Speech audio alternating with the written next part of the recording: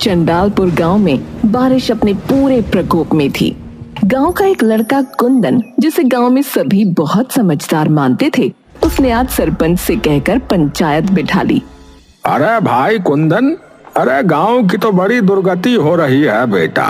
अरे बस उसी के लिए तो ये पंचायत बिठाई है सरपंच जी। बेटा, पर हमें तो तेरे पे ही भरोसा है। तू ही बता क्या समाधान है। पहले तो एक बार समस्या जान लेते हैं कि समस्या चल क्या रही है। हाँ भाई, बताओ जरा सारे कि क्या क्या दिक्कत आ रही है। नमस्कार सरपंच जी। नमस्ते कुंदन भाई। नमस्ते भाई, बताओ क्या तकलीफ है। भाई तकलीफ एक नहीं कई है। बारिश इतनी हो रही है कि एक तो गांव में हर जगह पानी भर रहा है। दिक्कत तो खेतों में भी आ रही है, पर उनको तो चलो पलड़ा वगैरह लगाकर संभाल लें, पर इस गांव में भरे हुए पानी का क्या करें भैया। बात तो ठीक कह रहा है ये सुधीर बेटा। इस चक्कर में मेरे बालक और मेरा दिमाग खराब कर दिए हैं। और सबसे पहली दिक्कत तो इन मच्छरों की है जो इस पानी में भिनभिना रहे हैं। कई लोगों को बीमारी हो रही है सरपंच जी। और उससे भी बड़ी दिक्कत सड़कों के गड्ढे। वो देखो एक बार, ये कल अपनी मोटरसाइकिल से आ रहा था, गड्ढे में बाइक गई और इसका मुंह जाके लगा नीचे। पहले तो इसकी बीवी ने भी पहचानने से मना कर दिया इसे। 2 घंटे बाद मानी कि उसी का है।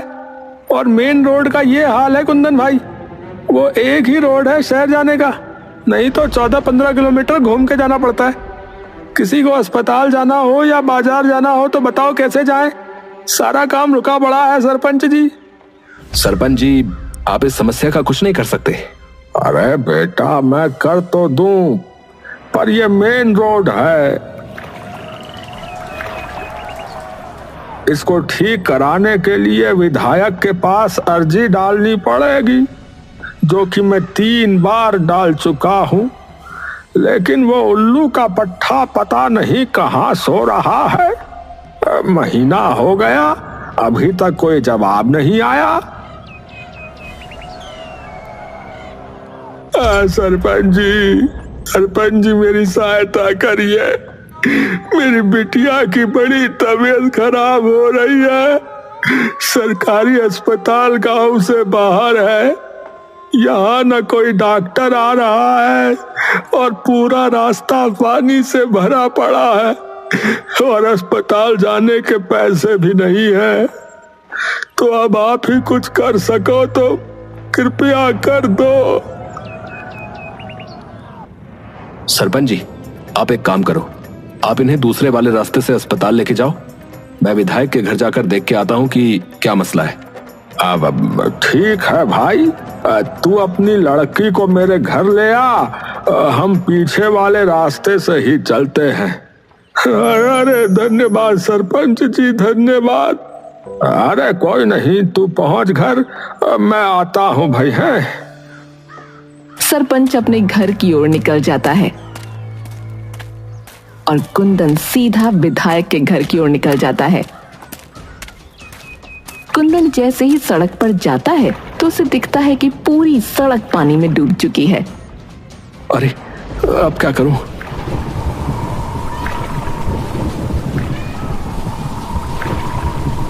सत्यानाश, ये भी अभी ही होना था। कुंदन अपना पजामा अपने घुटनों के ऊपर करता है और सड़क पर उतर जाता है। जैसे ही वो थोड़ा आगे बढ़ता है, उसका पांव गड्ढे में चला जाता है और पानी उसकी छाती तक आ जाता है। अरे हे राम, सीधा साबरमती ना निकल जाऊं। हे। कुंदन धीरे धीरे करके आगे बढ़ने लगता है और किसी तरह विधायक की कोठी तक पहुंच ही जाता है। वो गेट पर दस्तक देने ही वाला था कि तभी वहां का चौकीदार दौड़ा दौड़ा आता है। अरे साहब जी, नो नो, कहाँ जा रहे हो साहब जी? नहीं नहीं, वहां नहीं जाना है। अरे साहब जी, आप जाइए यहाँ से, यहाँ कोई नहीं है। अरे क्यों झूठ बोल रहे हो भाई? तुम हो तो सही। अरे साहब जी, क्या बात करते हो आप? अरे भाई, मुझे बस ये बता दो कि विधायक जी कहाँ हैं? अरे वो गांव गए हैं। गांव गए हैं? कौन सा गांव? यही गांव है उनका? अरे आप जाओ साहब। कुंदन अब गुस्से में चौकीदार की ओर देखने लगता है, पर तभी अंदर से विधायक की आवाज आती है। अरे बहादुर, अरे मेरी गैस की गोली कहाँ रख दी? कुंदन एकदम से दरवाजे की तरफ देखता है। जल्दी आ गए शहर से विधायक जी? जमीन के नीचे से आए क्या?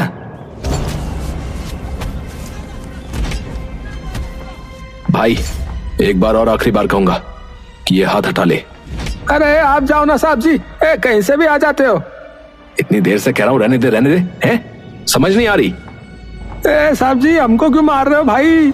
हम बस अपनी नौकरी कर रहे हैं भाई साहब, जो हमसे कहा है वही कर रहे हैं। तो बार बार धक्का कैसे दे रहा है? धक्का कैसे दे रहा है? ये सारा शोर शराबा सुनकर विधायक बाहर आता है। अरे ये क्या संग्राम मचा रखा है? साहब जी ये देखो, ये साहब जी हमें मार रहे हैं। हम जब उन्हें अंदर आने से रोक रहे थे तो। क्यों भाई? हैं? कैसे कौन रहा है? क्या हो गया? अरे मैं आराम से बात कर रहा हूँ, ये बेफालतू में धक्के दिए जा रहा है। मुझे बस आपसे बात करनी थी। अरे बहादुर तू जा। चौकीदार वहां से चला जाता है। हाँ भाई बता।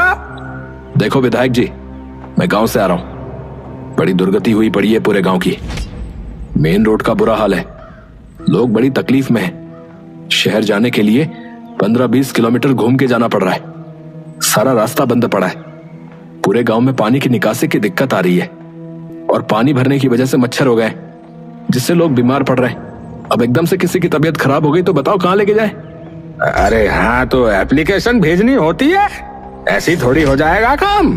3 बार भेज दी विधायक जी और महीना हो गया, कोई जवाब नहीं आया, इसीलिए आया हूं यहाँ। अरे तो टाइम लगता है इन चीजों में, है?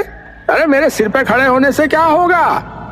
महीना हो गया, अब क्या किसी के मरने पे ही कुछ होगा? और आप ही करवाओगे काम तो? अरे हाँ, तुम्हारा ठेका जो उठा रखा है? चल जा यहाँ से। तो और किसने उठा रखा है?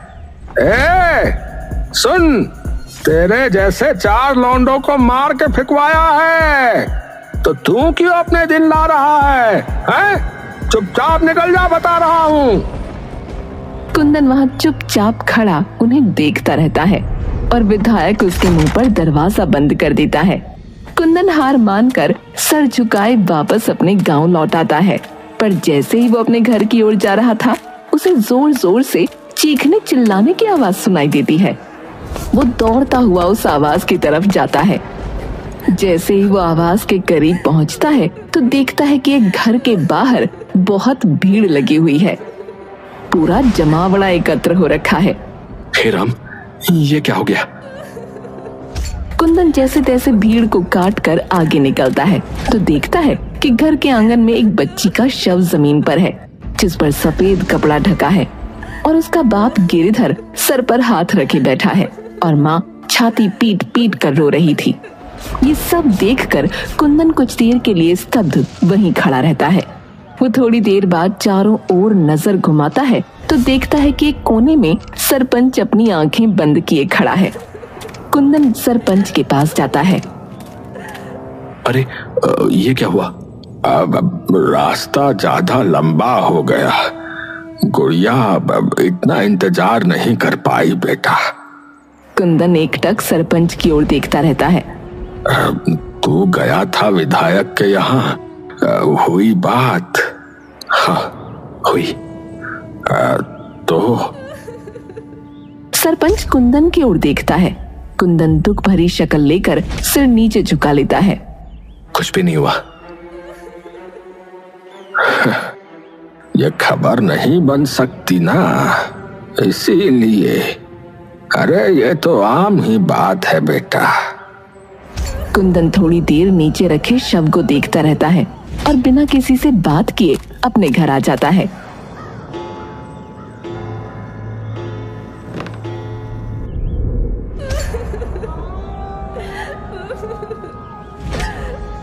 तभी कमरे में कुंदन का बड़ा भाई आ जाता है। कुंदन, क्या हो गया? क्यों ऐसे लेटा पड़ा रे? कुंदन उठकर बैठ जाता है। कुछ नहीं भैया, आप आओ बैठो। क्या बात है बता। कुछ नहीं। आपको उस बच्ची का पता चला? अरे वो गिरधर की लड़की? हाँ यार, बहुत ही बुरा हुआ उस बेचारे के साथ। हाँ वो तो है। तो फिर अब तो क्या सोच रहा है? यही कि एक कोने में पड़े गांव की किसी को क्या ही पड़ी होगी। लोग खुश हैं, परेशान हैं, जी रहे हैं, मर रहे हैं, उससे किसी को क्या ही फर्क पड़ेगा। कोई एक्टर नेता साइकिल चला ले या पैदल भी चल ले तो उसकी भी खबर बन जाती है। पर हमारी जिंदगी की कीमत नील बटे सन्नाटा ही रहती है। तो अब तो क्या करेगा रे? अभी नहीं पता, पर करूंगा कुछ ऐसा कि खबर बन जाए। अगला दिन चढ़ते ही कुंदन सरपंच के पास पहुंचता है। सरपंच घर के बाहर अपने पौधों को पानी डाल रहा होता है। सरपंच जी। हाँ, अरे कुंदन, अरे आओ आओ बेटा, तुम्हारे ही बारे में सोच रहा था। जी। अब क्या करना है बेटा? मेरे तो समझ से बाहर जा रही है सारी बात। आप एक काम करो सरपंच जी, आप एक और बार आज पंचायत बिठाओ, वहीं बात करते हैं। ठीक है बेटा। सरपंच दोपहर चढ़ते ही गांव में पंचायत बिठा देता है, लेकिन कुंदन अभी तक नहीं आया होता।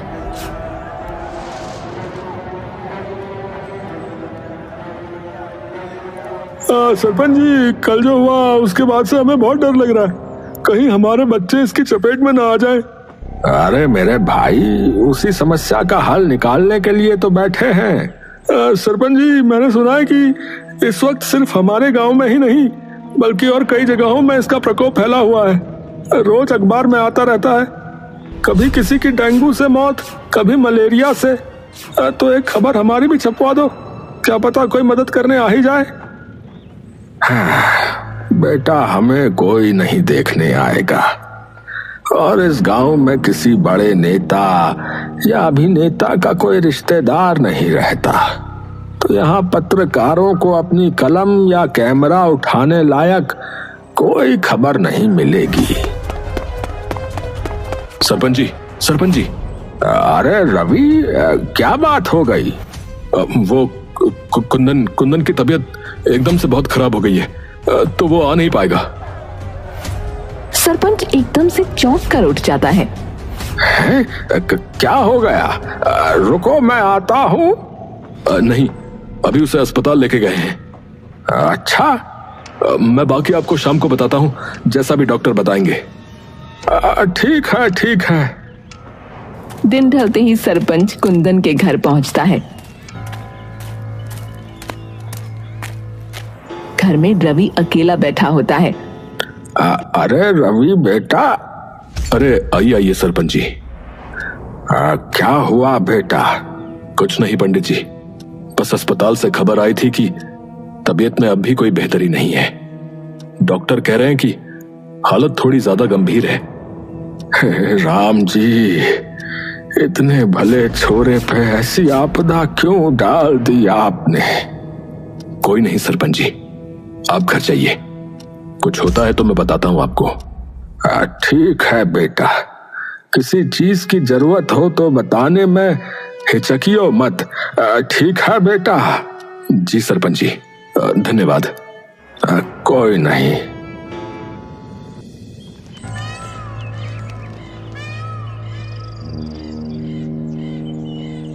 तभी वो देखता है कि उसके सामने कुंदन भागा आ रहा है। अरे ये यहाँ कैसे है? कुंदन तू? हाँ सरपंच जी, मैं। अरे पर तेरी तो तबीयत बिगड़ गई थी ना? अरे वही तो बताने आया हूँ आपको सरपंच जी। है क्या? अरे मैं तो मर ही जाता सरपंच जी, लेकिन तभी मेरी मौसी है ना, जो शहर में रहती है। हाँ हाँ है, हाँ हाँ। अरे उनके एक दूर के रिश्तेदार कोई ऐसी चीज लाए जिसे लगाते ही मैं थोड़ी देर में ठीक हो गया। सरपंच ये सुनकर भौंचक्का रह जाता है। क्या कहा? हाँ हाँ सरपंच जी, सच बोल रहा हूँ। अब क्या चीज थी वो बेटा? ये तो मुझे नहीं पता, उन्होंने जैसे ही मुझे वो रस पिलाया मैं कुछ ही देर में ठीक हो गया। अरे अरे पर वो आया कहाँ से वो रस? पता नहीं, पर वो कह रही थी उनके गांव के तालाब में उसका फूल उगता है। अरे तो बेटा मंगवा ले उसे, गांव के सभी बच सकते हैं फिर ऐसी बीमारियों से। वो तो मैं करवा दूंगा, पर हमारे पास एक स्वर्ण मौका है इस वक्त गांव की सभी समस्याएं हल करने का। है? मतलब कि अगर ये बात फैल गई कि इस गांव में ऐसी दवाई है जिससे लोग ठीक हो जाते हैं तो सारे लोग भागे भागे यहाँ आएंगे, क्योंकि इस वक्त सिर्फ हमारा गांव ही नहीं और भी कई जगह ये महामारी फैली है। हाँ, बात तो ठीक कही बेटा, पर ये सब होगा कैसे? देखिए, आप गांव के लोगों को बता दो और फिर देखो कैसे फैलती है बात। आप 10 कानों तक पहुंचाओ, 10,000 तक अपने आप पहुंच जाएगी। समझ गया। सरपंच उसी दिन जाकर गांव के कई लोगों को ये बात बता देता है। पूरे गांव में ये बात बिजली की तरह फैल जाती है। सभी लोग इसी की बात करने लगते हैं। तूने सुना, उस कुंदन को एक चमत्कारी अमृत ठीक कर गया, वरना वो तो बिल्कुल मरने ही वाला था। अरे मर गया था, जिंदा हुआ वापस भैया। सुबह होते ही कई लोग सरपंच के घर भागे आते हैं। अरे सरपंच जी। अरे क्या हो गया? अरे सरपंच जी, अरे बाहर आके देखो, गांव में भीड़ जुट गई है। हैं, क्या हो गया? अले थलपंत दी, लंबी लंबी गालियां आई हैं और लड़कियां भी। हैं? क्या बोल रहा है? सरपंच बाहर जाता है तो देखता है कि सामने कई टीवी चैनल्स की गाड़ियां आई हुई हैं। सभी पत्रकार सरपंच की तरफ भागते हैं और उनसे सवाल करने लगते हैं। एक जना पूछो सवाल बस, वरना ऐसे तो मुझे कुछ समझ में नहीं आएगा भाई। तभी उनमें से एक पत्रकार निकल कर आती है और अपने कैमरामैन को भी साथ ले आती है। नमस्कार सरपंच जी, मेरा नाम अवंतिका है, तरसों तक न्यूज से। नमस्कार। रोल करो। तो सरपंच जी, इस वक्त आपका गांव बहुत चर्चा में है। आपके गांव में कोई ऐसा अमृत है जो कैंसर ठीक कर देता है?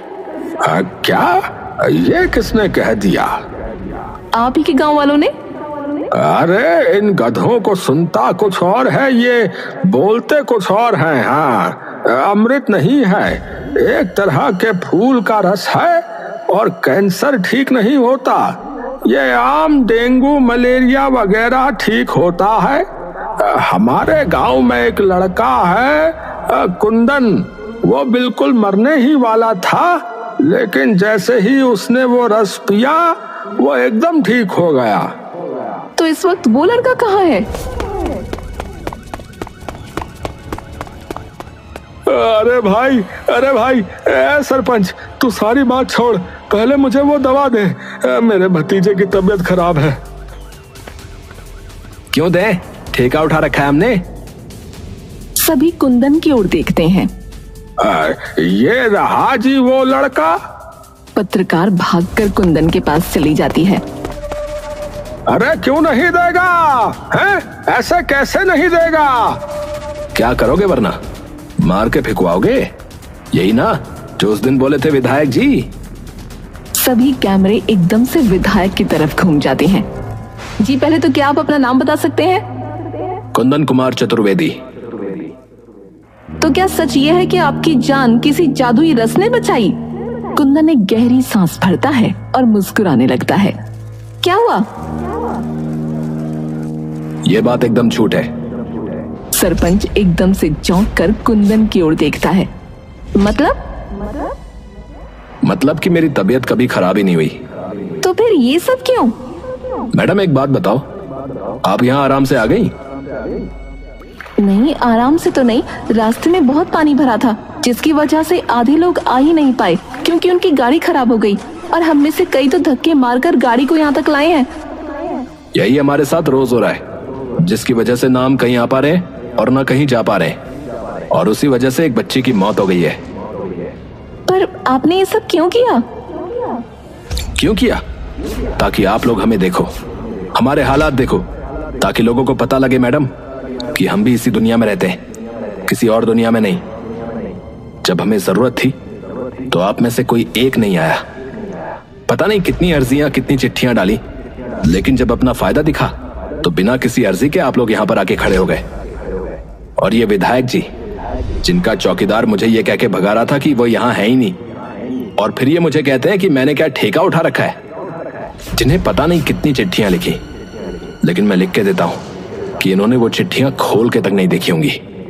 इसीलिए किया मैडम, क्योंकि हमारी जिंदगी आप लोगों को अपनी खबरों लायक नहीं लगती, तो मैंने झूठी खबर बना दी।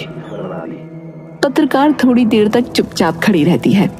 जिस बच्ची का देहांत हुआ उसके घर का पता बता सकते हो आप? कुंदन उसे गिरधर के घर का पता बता देता है। शुक्रिया, हम में से कुछ लोग जाकर उस बच्ची के बाप से बात कर लेंगे और कुछ लोग गांव की दूसरी जगह कवर करने चले जाएंगे। धन्यवाद, और उम्मीद करता हूं कि आगे किसी के मरने या किसी जादू का इंतजार नहीं करेंगे आप लोग खबर छापने के लिए।